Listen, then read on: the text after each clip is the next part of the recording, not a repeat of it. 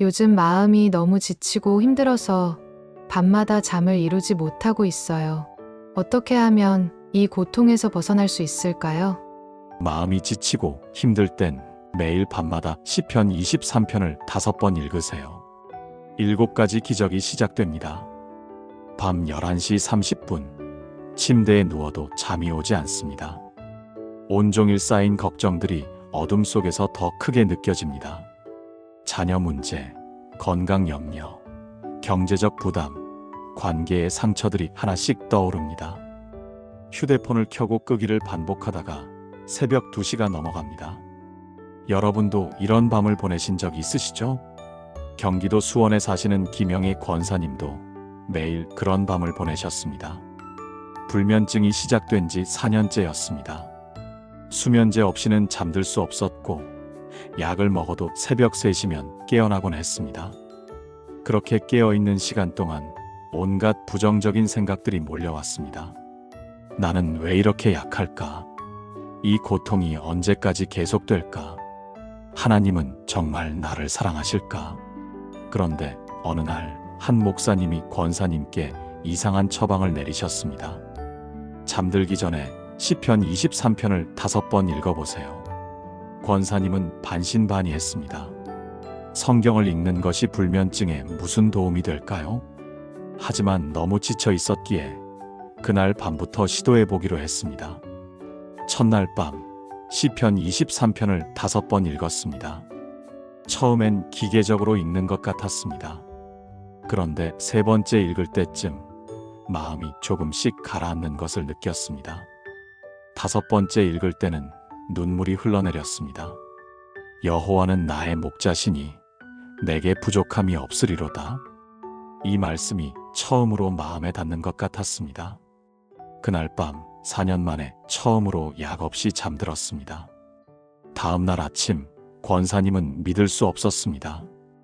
혹시 우연일까 싶어서 그날 밤에도 똑같이 했습니다. 시편 23편을 5번 읽고 잠자리에 들었습니다. 또다시 깊은 잠에 빠져들었습니다. 1주일, 2주일, 한 달이 지나면서 놀라운 변화가 일어났습니다. 불면증이 사라진 것은 물론이고 낮 동안의 불안감도 줄어들었습니다. 사람들을 대하는 태도가 부드러워졌고 작은 일에도 감사하게 되었습니다. 3개월 후 권사님은 정신과 의사에게 이 이야기를 했습니다. 의사 선생님이 놀라워하며 말했습니다. 약을 줄여도 되겠습니다. 정말 놀라운 회복입니다. 권사님은 교회에서 이 간증을 나누었고 많은 분들이 같은 방법을 시도하기 시작했습니다. 그리고 놀랍게도 비슷한 간증들이 계속해서 나오기 시작했습니다.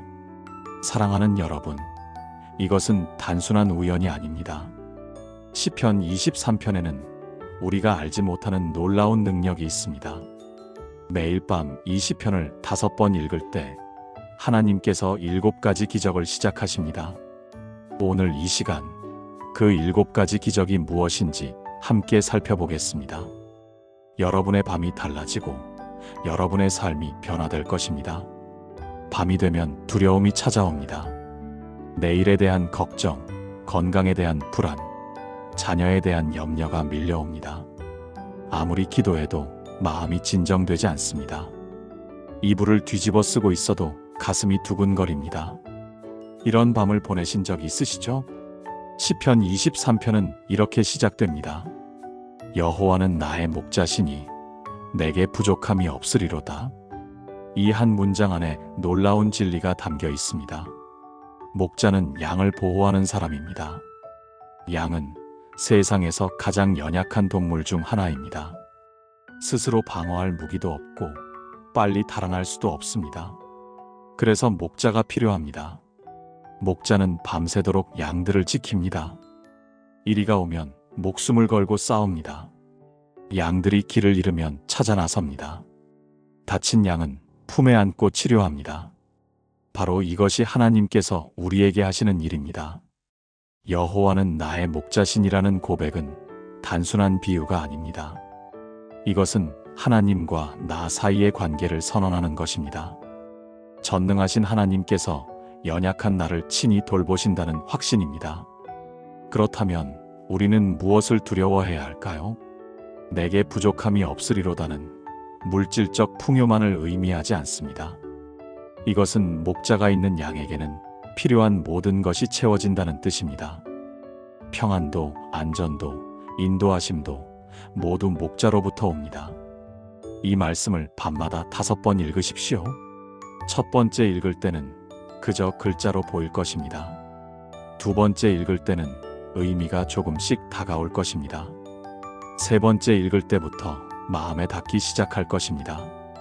네 번째 읽을 때는 고백이 될 것입니다. 다섯 번째 읽을 때는 확신이 될 것입니다. 부산에 사시는 이순덕 집사님의 이야기입니다. 집사님은 남편의 사업 실패로 큰 빚을 지게 되었습니다. 채권자들의 전화가 하루에도 수십 통씩 걸려왔습니다. 밤마다 가슴이 터질 것 같았고 공황장애까지 왔습니다. 어느 날 새벽 견딜 수 없는 두려움 속에서 성경을 펼쳤습니다. 시편 23편이 눈에 들어왔습니다. 여호와는 나의 목자시니 내게 부족함이 없으리로다. 집사님은 이 구절을 소리내어 읽었습니다. 한 번, 두 번, 세 번, 5번을 읽었습니다. 신기하게도 가슴에 두근거림이 가라앉기 시작했습니다. 그날 밤부터 매일 잠들기 전 시편 23편을 5번씩 읽었습니다. 일주일 정도 지나자 밤에 잠을 잘 수 있게 되었습니다. 2주가 지나자 낮 동안에도 불안감이 줄어들었습니다. 한 달이 지나자 상황은 여전히 어려웠지만 마음에 평안이 찾아왔습니다. 하나님이 나의 목자시니 내게 부족함이 없다는 고백이 진짜가 되었습니다. 놀랍게도 그 후로 하나님께서 하나씩 길을 열어주셨습니다. 예상치 못한 곳에서 일자리가 생겼고 빚을 갚을 수 있는 방법들이 보이기 시작했습니다. 지금은 빚의 절반 이상을 갚았고 매일 감사하며 살고 있습니다. 집사님은 이렇게 고백합니다. 시편 23편을 읽지 않았다면 저는 무너졌을 것입니다. 하지만 매일 밤 이 말씀을 붙잡았고 하나님께서 정말로 나의 목자가 되어 주셨습니다. 사랑하는 여러분, 지금 저와 함께 이렇게 기도해 보시겠습니까? 사랑의 하나님 아버지, 오늘 밤 제 마음의 두려움을 주님께 내려놓습니다. 주님은 나의 선한 목자시며 내게 부족함이 없게 하시는 분이십니다. 이 밤에도 저를 지키시고 보호하시는 주님을 신뢰합니다. 모든 염려와 불안을 주님께 맡기고 주님의 평안 안에서 쉬게 하소서. 주님이 나의 목자이심을 믿습니다. 예수님의 이름으로 기도합니다. 아멘. 이 기도를 매일 밤 고백해 보세요.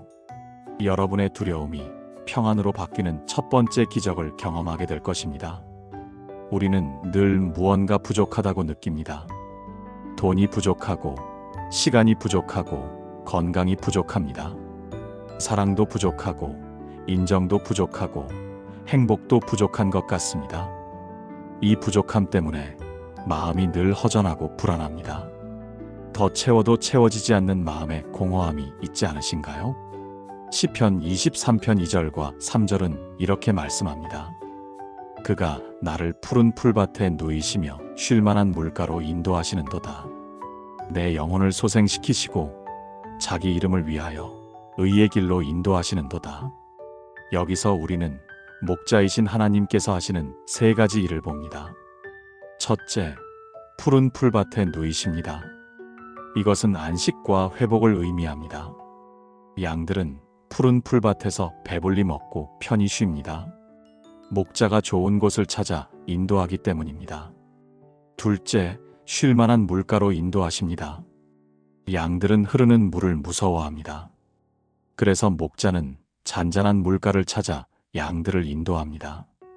양들이 안전하게 물을 마실 수 있도록 배려하시는 것입니다. 셋째, 영혼을 소생시키십니다. 이것은 단순히 육체적 회복이 아닙니다. 지쳐있던 영혼이 다시 살아나는 것입니다. 소망을 잃었던 마음에 새 힘이 솟아나는 것입니다. 이 모든 것은 목자이신 하나님께서 주시는 선물입니다. 우리가 노력해서 얻는 것이 아니라 목자가 제공하시는 것입니다. 그러므로 내게 부족함이 없으리로다는 고백은 현실을 외면하는 것이 아닙니다. 이것은 목자이신 하나님께서 필요한 모든 것을 공급하신다는 믿음의 선언입니다. 이 말씀을 밤마다 5번 읽으면 우리의 시각이 바뀝니다. 부족한 것에 집중하던 눈이 채워진 것을 보게 됩니다. 없는 것을 세던 마음이 있는 것을 감사하게 됩니다. 대구에 사시는 박미선 권사님의 간증입니다. 권사님은 남편과 사별한 후 홀로 3자녀를 키우셨습니다. 경제적으로 너무 어려웠고 매일이 생존의 전쟁이었습니다. 자녀들에게 좋은 것을 해주지 못하는 자신이 한없이 미안했습니다. 다른 집 아이들과 비교하면서 자책감에 빠졌습니다. 나는 왜 이렇게 무능한가? 우리 아이들은 왜 이렇게 불쌍한가? 이런 생각들이 밤마다 괴롭혔습니다. 어느 날 교회 목사님이 권사님께 시편 23편을 매일 밤 5번씩 읽어보라고 권유하셨습니다. 권사님은 반신반의하며 시작했습니다. 처음 며칠은 별다른 느낌이 없었습니다. 그런데 일주일 정도 지나자 마음에 작은 변화가 생기기 시작했습니다. 그가 나를 푸른 풀밭에 누이시며라는 구절을 읽을 때 문득 깨달았습니다.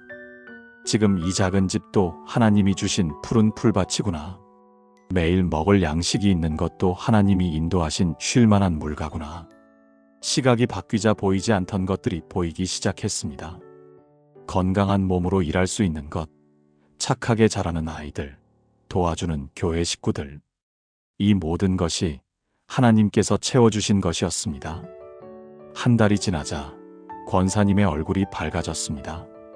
2개월이 지나자 주변 사람들이 권사님의 변화를 알아보기 시작했습니다. 권사님, 요즘 얼굴이 환해지셨어요. 무슨 좋은 일 있으세요? 권사님은 시편 23편 이야기를 나누었고 많은 분들이 함께 시작하셨습니다.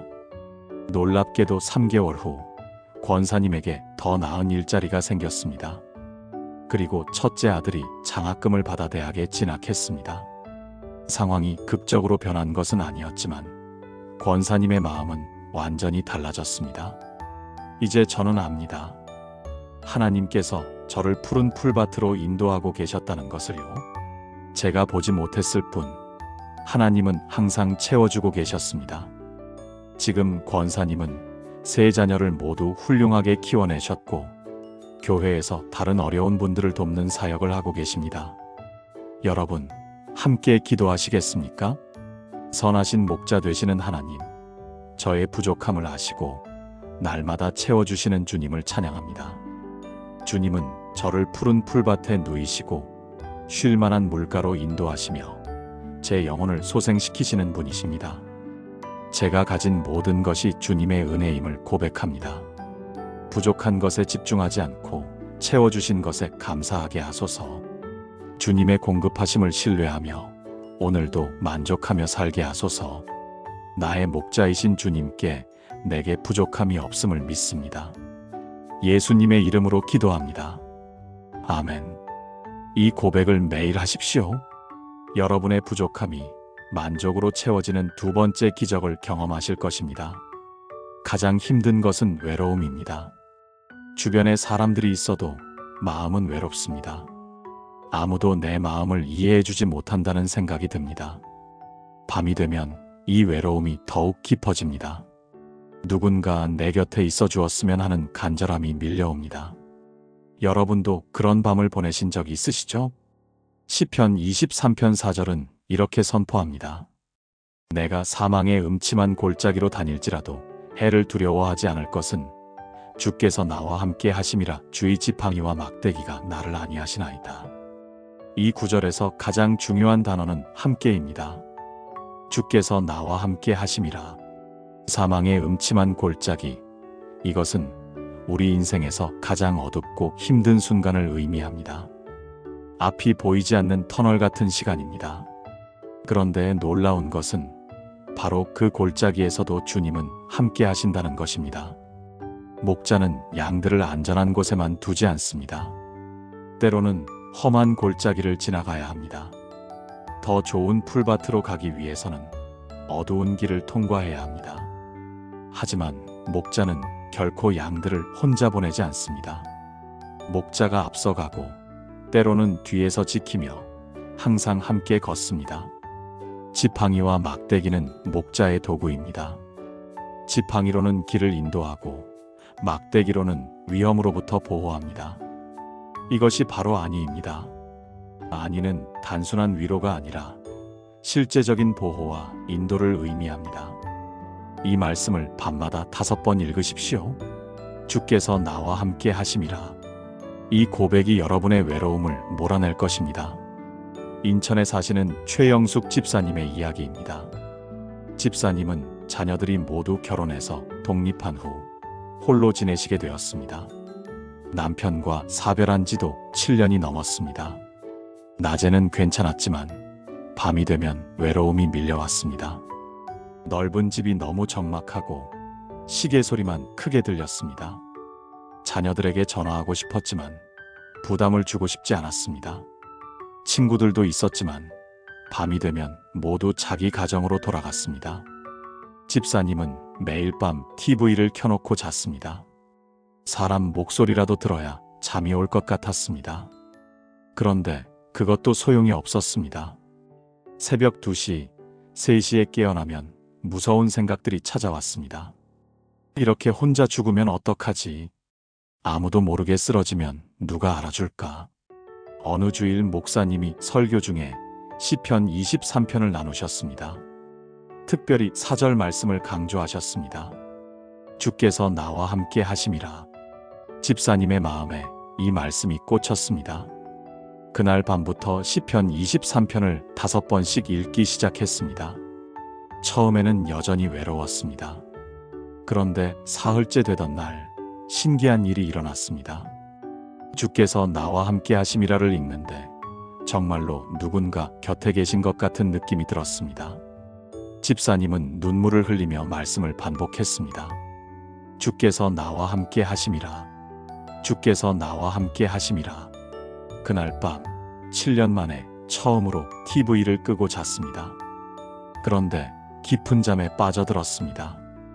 다음 날부터 매일 밤 같은 방식으로 기도하고 말씀을 읽었습니다.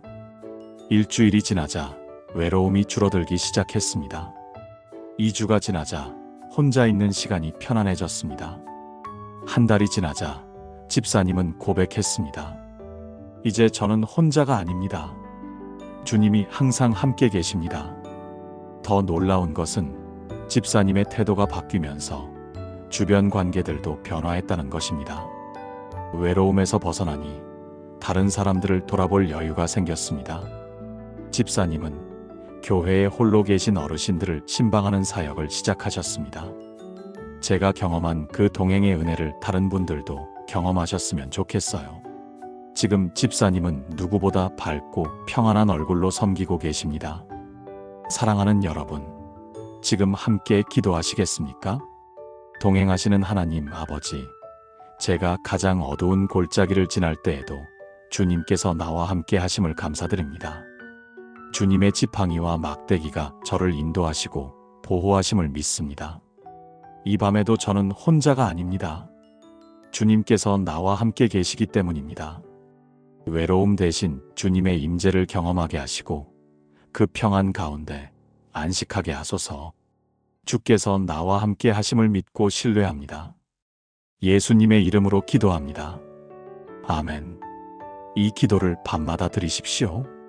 여러분의 고독함이 동행으로 변하는 3번째 기적을 경험하실 것입니다. 어떤 날들은 너무 어둡습니다. 앞이 보이지 않고 소망이 보이지 않습니다. 아무리 애써도 상황은 나아지지 않는 것 같습니다. 이 어둠이 언제까지 계속될까 두렵습니다. 마음속 깊은 곳에서 절망이 올라옵니다. 그런 어둠 속에 계신 분이 계시지 않습니까? 시편 23편은 어둠에 대해 이렇게 말씀합니다. 내가 사망의 음침한 골짜기로 다닐지라도 해를 두려워하지 않을 것은 주께서 나와 함께 하심이라. 여기서 주목할 단어는 다닐지라도입니다. 머물지라도가 아니라 다닐지라도입니다. 이것은 무엇을 의미할까요? 어둠은 영원하지 않다는 것입니다. 골짜기는 지나가는 곳이지 머무는 곳이 아닙니다. 목자는 양들을 골짜기에 남겨두지 않습니다. 반드시 골짜기를 통과해서 다른 편으로 인도합니다. 그러므로 지금 여러분이 겪고 있는 어둠도 지나갈 것입니다. 이것은 과정이지 결론이 아닙니다. 터널의 끝에는 반드시 빛이 있습니다. 문제는 우리가 어둠 속에 있을 때 그 빛을 믿기 어렵다는 것입니다. 보이지 않으니까 의심하게 됩니다. 하지만 보이지 않는다고 없는 것은 아닙니다. 하나님은 우리가 볼 수 없을 때에도 일하고 계십니다. 어둠 속에서도 길을 예비하고 계십니다. 이 말씀을 밤마다 5번 읽으면 영적인 눈이 열립니다. 육신의 눈으로는 보이지 않던 것들이 믿음의 눈으로 보이기 시작합니다. 서울에 사시는 정수진 권사님의 간증입니다. 권사님의 남편이 갑자기 뇌졸중으로 쓰러지셨습니다. 병원에서는 회복 가능성이 낮다고 했습니다. 설령 깨어나도 정상적인 생활은 어려울 것이라고 했습니다. 권사님은 완전한 어둠 속으로 빠져들었습니다. 병원비 걱정, 생계 걱정, 미래에 대한 불안이 한꺼번에 몰려왔습니다. 밤에는 병실 보호자 침대에 누워도 잠이 오지 않았습니다. 남편의 인공호흡기 소리만 들리는 그 고요함 속에서 권사님은 무너졌습니다. 하나님, 왜 이런 일이 일어난 겁니까? 우리가 무슨 잘못을 한 겁니까? 어느 날 새벽 한 집사님이 병문안을 오셨습니다. 그분은 권사님께 작은 카드를 하나 건네주셨습니다. 거기에는 시편 23편이 적혀 있었습니다. 권사님, 매일 밤 20편을 5번씩 읽어보세요. 제가 힘들 때 큰 힘이 되었습니다. 권사님은 그날 밤부터 시작했습니다. 처음에는 눈물 때문에 제대로 읽을 수도 없었습니다. 내가 사망의 음침한 골짜기로 다닐지라도 바로 지금 자신의 상황이었습니다. 그런데 이어지는 구절이 마음을 붙잡았습니다. 해를 두려워하지 않을 것은 주께서 나와 함께 하심이라. 권사님은 이 말씀을 붙잡기 시작했습니다. 하루, 이틀, 사흘, 매일 밤 5번씩 읽었습니다. 일주일쯤 지났을 때 작은 변화가 시작되었습니다. 여전히 상황은 어려웠지만 권사님의 마음에 평안이 찾아왔습니다. 주께서 나와 함께 하신다는 확신이 생겼습니다.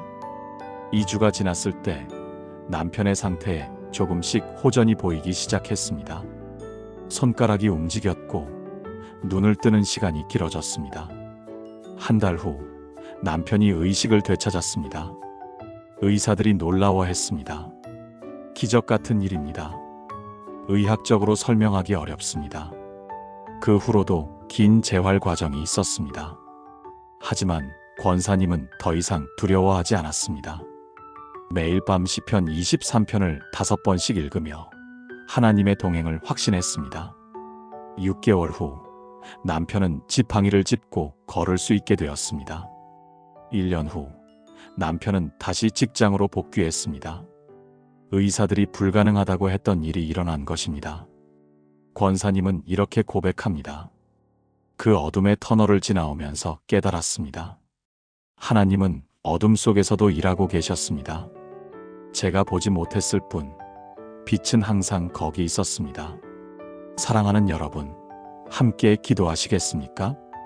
빛 되신 주님, 지금 제가 걷고 있는 이 어둠의 터널이 영원하지 않음을 믿습니다. 주께서 저를 이 골짜기를 통과하게 하시고 다른 편의 빛으로 인도하실 것을 믿습니다. 보이지 않아도 주님은 일하고 계시고 느껴지지 않아도 주님은 함께 계십니다. 이 어둠 속에서도 주님의 빛을 발견하게 하시고 소망을 잃지 않게 하소서. 주께서 예비하신 길을 따라 걸어가게 하소서. 주님이 나의 빛이시며 나의 구원이심을 믿습니다. 예수님의 이름으로 기도합니다. 아멘. 이 고백을 계속하십시오. 여러분의 어둠 속에서 빛을 발견하는 4번째 기적을 경험하실 것입니다. 우리에게는 보이지 않는 대적들이 있습니다.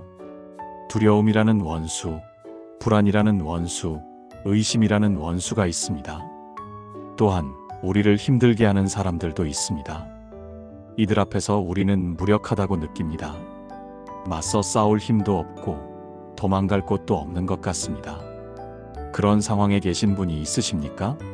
시편 23편 5절은 놀라운 선포를 합니다.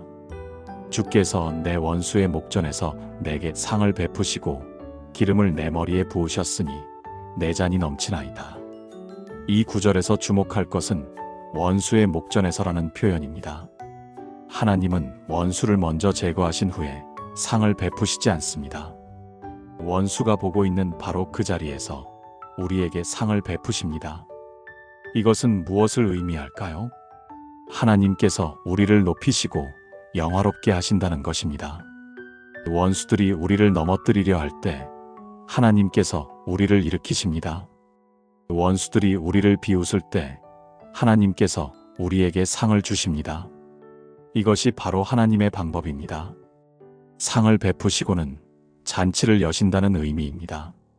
고대 근동에서 식탁은 친밀함과 보호를 상징했습니다. 누군가의 식탁에 앉는다는 것은 그 사람의 보호 아래 있다는 뜻이었습니다. 그러므로 하나님께서 상을 베푸신다는 것은 우리를 보호하시고 공급하신다는 의미입니다. 기름을 내 머리에 부으셨으니는 존귀와 축복을 뜻합니다. 고대에는 귀한 손님에게 향유를 부어 환대했습니다. 또한 왕과 제사장을 세울 때 기름을 부었습니다. 이것은 하나님께서 우리를 특별하게 택하시고 귀하게 여기신다는 표현입니다. 내 잔이 넘치나이다는 풍성한 축복을 의미합니다. 필요한 만큼만 채우시는 것이 아니라 넘치도록 주신다는 것입니다. 이 말씀을 밤마다 5번 읽으십시오. 여러분을 힘들게 하는 모든 것들 앞에서 하나님께서 여러분을 세우실 것입니다. 광주에 사시는 김미경 집사님의 이야기입니다. 집사님은 직장에서 심한 괴롭힘을 당하고 있었습니다. 새로 부임한 상사가 유독 집사님만 미워하는 것 같았습니다. 말 한마디 한마디가 모두 비난이었고 작은 실수도 크게 질책했습니다. 동료들 앞에서 망신을 주기도 했습니다. 집사님은 매일 출근하는 것이 고문이었습니다. 밤마다 눈물을 흘리며 사표를 쓸까 고민했습니다. 하지만 경제적 사정 때문에 그만둘 수도 없었습니다. 집사님은 점점 우울증에 빠져들었고 자존감이 바닥까지 떨어졌습니다. 나는 정말 무능한 사람인가? 왜 나만 이렇게 당해야 하는가? 어느 주일 목사님이 시편 23편으로 설교하셨습니다. 특히 5절 말씀을 강조하셨습니다. 주께서 내 원수의 목전에서 내게 상을 베푸시고. 집사님은 이 말씀에 마음이 끌렸습니다. 그날 밤부터 시편 23편을 5번씩 읽기 시작했습니다. 처음에는 분노와 억울함 때문에 집중이 안 되었습니다. 그런데 사흘째 되던 날 이상한 평안이 찾아왔습니다. 주께서 내 원수의 목전에서 내게 상을 베푸시고. 이 구절이 반복될수록 힘이 솟았습니다.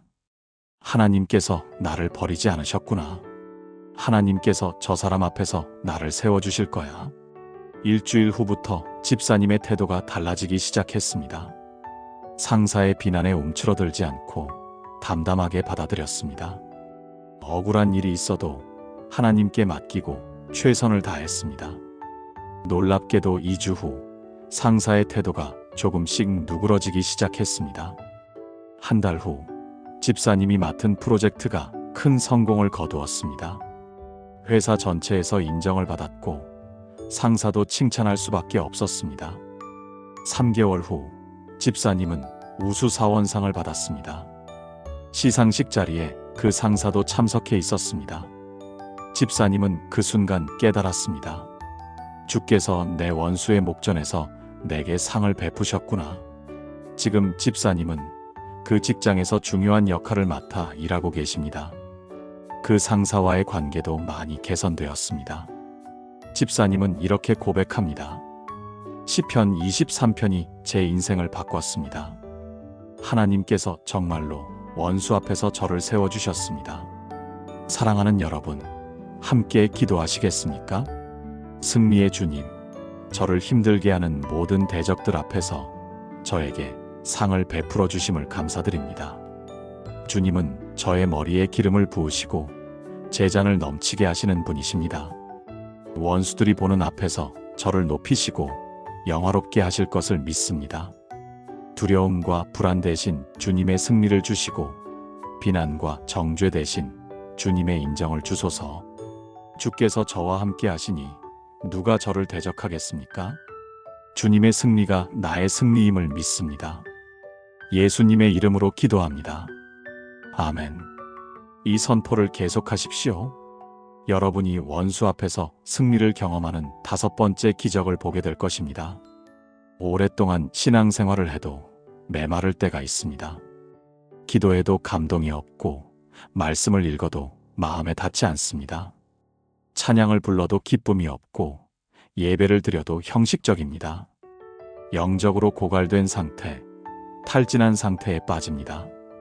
이런 영적 침체기를 겪고 계신 분이 계십니까? 시편 23편 5절 후반부는 이렇게 말씀합니다. 기름을 내 머리에 부으셨으니 내 잔이 넘치나이다. 기름은 성경에서 특별한 의미를 가집니다. 기름은 성령님을 상징합니다. 기름은 치유와 회복을 상징합니다. 기름은 기쁨과 은혜를 상징합니다. 고대에는 기름을 머리에 부어 손님을 환대했습니다. 또한 상처에 기름을 발라 치료했습니다. 그러므로 기름을 내 머리에 부으셨으니는 하나님께서 우리를 새롭게 하신다는 의미입니다. 메마른 영혼의 생기를 불어넣으시고 지친 마음의 기쁨을 회복시키시며 상처 입은 심령을 치유하십니다. 내 잔이 넘치나이다는 이 기름 부으심의 결과입니다. 부족했던 마음이 채워지고 비었던 영혼이 가득 차며 심지어 넘치게 됩니다. 이것이 바로 성령의 충만함입니다. 우리의 노력으로 채우는 것이 아니라 하나님께서 부어주시는 것입니다. 이 말씀을 밤마다 5번 읽으십시오. 여러분의 메마른 심령에 하나님의 기름이 부어질 것입니다. 대전에 사시는 이정숙 권사님의 간증입니다. 권사님은 30년 넘게 교회를 다니신 분입니다. 새벽 기도도 빠지지 않고 나가고 구역 예배도 열심히 섬겼습니다. 그런데 어느 순간부터 모든 것이 짐처럼 느껴지기 시작했습니다. 기도하는 것도 성경 읽는 것도 봉사하는 것도 의무감뿐이었습니다. 처음 신앙생활을 시작했을 때의 그 기쁨과 감격이 사라졌습니다. 권사님은 이것을 누구에게도 말할 수 없었습니다. 나는 권사인데 이런 말을 하면 안 되지. 사람들이 알면 실망하지 않을까. 그렇게 혼자 속으로 알았습니다. 겉으로는 열심히 하는 것처럼 보였지만 속은 완전히 메말라 있었습니다. 어느 날 새벽 권사님은 기도실에 혼자 남아 울었습니다. 하나님, 저의 이 메마름을 채워주세요. 처음 그 사랑을 다시 경험하고 싶습니다. 그때 성경이 펼쳐진 페이지가 시편 23편이었습니다. 기름을 내 머리에 부으셨으니 내 잔이 넘치나이다. 권사님은 이 구절 앞에 무릎을 꿇었습니다. 주님, 제게 기름을 부어주세요. 제 마음에 다시 성령의 기름을 부어주세요. 그날 밤부터 권사님은 시편 23편을 5번씩 읽기 시작했습니다. 특별히 5절을 읽을 때마다 기름 부으심을 구했습니다. 처음 며칠은 여전히 건조했습니다. 아무런 느낌도 변화도 없는 것 같았습니다. 그런데 일주일쯤 지났을 때 작은 변화가 시작되었습니다. 새벽 기도에 나갔는데 찬양이 마음에 닿았습니다. 눈물이 흘러내렸고 오랜만에 뜨거운 무언가가 가슴에서 올라왔습니다. 2주가 지나자 성경 말씀이 다시 살아있게 느껴졌습니다. 읽을 때마다 새로운 깨달음이 있었고 그 말씀이 하루를 지탱하는 힘이 되었습니다. 한 달이 지나자 권사님의 얼굴이 완전히 달라졌습니다. 주변 사람들이 먼저 알아보았습니다. 권사님, 요즘 무슨 일이 있으세요? 얼굴이 정말 환해지셨어요. 기도가 달라지셨어요. 은혜가 느껴져요. 권사님은 시편 23편 이야기를 나누었고 많은 분들이 함께 시작했습니다. 3개월 후 권사님은 이렇게 고백했습니다. 30년 신앙생활 중 지금이 가장 행복합니다. 하나님께서 제 머리에 기름을 부어주셨습니다. 제 잔이 넘칩니다. 지금 권사님은 영적으로 침체된 성도들을 돕는 상담 사역을 하고 계십니다. 메마름은 끝이 아닙니다. 하나님께서 다시 채워주실 것입니다. 사랑하는 여러분, 함께 기도하시겠습니까? 생수의 근원이신 하나님, 제 메마른 심령에 주님의 기름을 부어주소서. 성령의 기름으로 제 영혼을 적시시고 생명수로 제 마음을 채워주소서. 의무감이 아닌 기쁨으로, 형식이 아닌 진심으로 주님을 섬기게 하소서. 처음 사랑을 회복하게 하시고 첫 믿음의 열정을 다시 불붙여 주소서. 주님의 기름 부으심으로 제 잔이 넘치게 하소서. 성령의 충만함을 날마다 경험하게 하소서. 예수님의 이름으로 기도합니다. 아멘. 이 간구를 멈추지 마십시오. 여러분의 메마른 마음에 기름이 부어지는 6번째 기적을 경험하실 것입니다. 우리는 이 땅에서 나그네입니다. 아무리 좋은 집에 살아도 영원한 집이 아닙니다. 아무리 편안한 삶을 살아도 이것이 끝이 아닙니다. 우리에게는 더 큰 소망이 있습니다. 그 소망을 바라보며 살고 계십니까? 시편 23편은 이렇게 마무리됩니다. 내 평생의 선하심과 인자하심이 반드시 나를 따르리니 내가 여호와의 집에 영원히 살리로다. 이 마지막 구절은 2가지 확신을 담고 있습니다. 첫째, 선하심과 인자하심이 반드시 나를 따르리니입니다. 여기서 따르리니라는 단어가 중요합니다. 우리가 선하심과 인자하심을 쫓아가는 것이 아니라 그것들이 우리를 따라옵니다. 이것은 무엇을 의미할까요? 하나님의 선하심과 인자하심은 우리의 노력에 달려있지 않다는 것입니다. 우리가 잘해서 받는 것이 아니라 하나님의 본성이 그러하시기 때문에 주시는 것입니다. 목자이신 하나님의 선하심과 사랑은 평생 우리를 따라다니며 보호하고 인도합니다. 둘째, 내가 여호와의 집에 영원히 살리로다입니다. 이것은 우리의 궁극적 목적지를 말합니다. 우리는 지금 나그네로 살고 있지만 언젠가 영원한 집에 도착할 것입니다. 그 집은 하나님께서 예비하신 곳입니다. 눈물도 없고 고통도 없고 죽음도 없는 곳입니다. 목자이신 하나님과 영원히 함께할 곳입니다. 이 소망이 있기에 우리는 지금의 고난을 견딜 수 있습니다. 이 확신이 있기에 우리는 죽음조차 두려워하지 않습니다. 이 말씀을 밤마다 5번 읽으십시오. 여러분의 시선이 이 땅에서 하늘로 옮겨갈 것입니다. 제주도에 사시는 한영자 권사님의 마지막 간증입니다. 권사님은 말기암 진단을 받으셨습니다. 의사는 6개월 정도 남았다고 했습니다. 처음에는 큰 충격이었습니다. 자녀들도 어리고 하고 싶은 일도 많았습니다. 하나님, 왜 이렇게 빨리 가라고 하십니까? 권사님은 분노하고 슬퍼하고 부정했습니다. 그런데 어느 날 담임 목사님이 병문안을 오셨습니다. 목사님은 시편 23편을 함께 읽자고 하셨습니다. 천천히 한 구절 한 구절 읽어 내려갔습니다. 마지막 구절을 읽을 때 권사님의 눈에서 눈물이 흘러내렸습니다. 내가 여호와의 집에 영원히 살리로다. 목사님이 말씀하셨습니다. 권사님, 우리는 모두 언젠가 그 집에 갑니다. 권사님이 조금 먼저 가실 뿐입니다. 거기서 우리를 기다려주세요. 그날 밤부터 권사님은 시편 23편을 5번씩 읽기 시작했습니다. 처음에는 눈물 때문에 제대로 읽을 수 없었습니다. 하지만 며칠 지나자 마음이 달라지기 시작했습니다. 내가 여호와의 집에 영원히 살리로다. 이 구절이 두려움이 아니라 소망이 되었습니다. 일주일 후 권사님은 가족들을 모아놓고 말했습니다. 나는 더 이상 죽음이 두렵지 않아. 나는 여호와의 집에 갈 거야. 그 후로 권사님은 놀라운 평안 가운데 살았습니다. 병실을 찾아오는 사람들이 오히려 위로를 받았습니다. 권사님, 어떻게 그렇게 평안하세요? 시편 23편 때문이에요. 매일 밤 5번씩 읽어요. 권사님은 남은 시간 동안 시편 23편을 나누는 사역을 했습니다. 병실을 찾아오는 모든 사람에게 이 시편을 소개했습니다. 6개월이 지나고 1년이 지났지만 권사님은 여전히 살아계셨습니다. 의사들도 놀라워했습니다. 의학적으로 설명할 수 없습니다. 권사님은 2년을 더 사셨습니다. 그리고 어느 날 아침 평안한 얼굴로 잠든 채 하나님 곁으로 가셨습니다. 침대 머리맡에는 시편 23편이 적힌 카드가 놓여 있었습니다.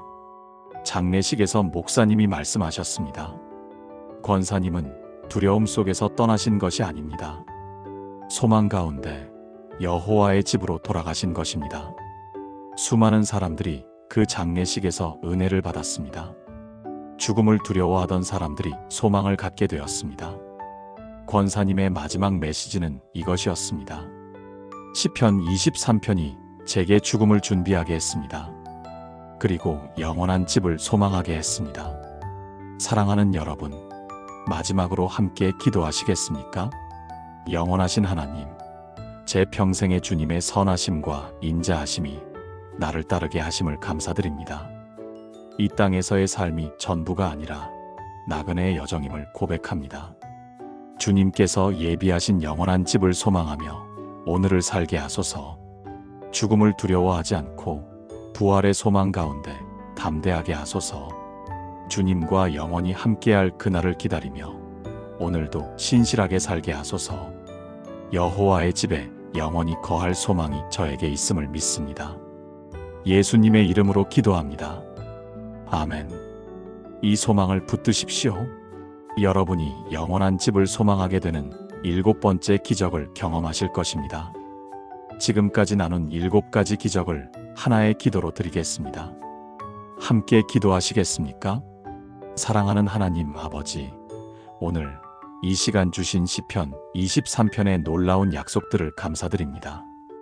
두려움을 평안으로 바꾸시고 부족함을 만족으로 채우시며 고독함을 동행으로 변화시키시고 어둠 속에서 빛을 발견하게 하시며 원수 앞에서 승리를 경험하게 하시고 메마른 마음에 기름을 부으시며 영원한 집을 소망하게 하신 주님을 찬양합니다.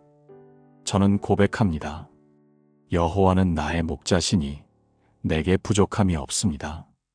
주님께서 나를 푸른 풀밭에 누이시며 쉴만한 물가로 인도하십니다.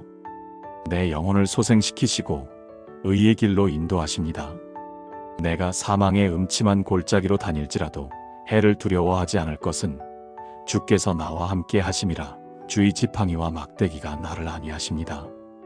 주께서 내 원수의 목전에서 내게 상을 베푸시고 기름을 내 머리에 부으셨으니 내 잔이 넘칩니다. 내 평생의 선하심과 인자하심이 반드시 나를 따르리니 내가 여호와의 집에 영원히 살 것입니다. 오늘부터 저와 제 가족이 매일 밤 이 말씀으로 하루를 마무리하게 하소서.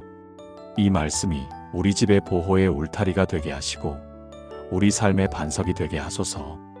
두려움 대신 평안을, 부족함 대신 만족을, 외로움 대신 동행을, 어둠 대신 빛을, 패배 대신 승리를, 메마름 대신 충만을, 절망 대신 소망을 주소서.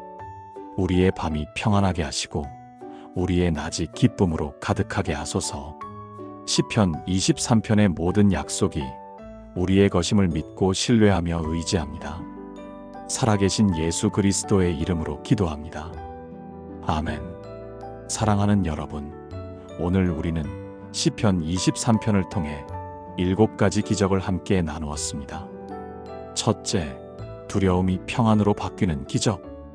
둘째, 부족함이 만족으로 채워지는 기적. 셋째, 고독함이 동행으로 변하는 기적. 넷째, 어둠 속에서 빛을 발견하는 기적. 다섯째, 원수 앞에서 승리를 경험하는 기적. 여섯째, 메마른 마음에 기름이 부어지는 기적. 일곱째, 영원한 집을 소망하게 되는 기적. 이 7가지 기적은 특별한 사람들만 경험하는 것이 아닙니다.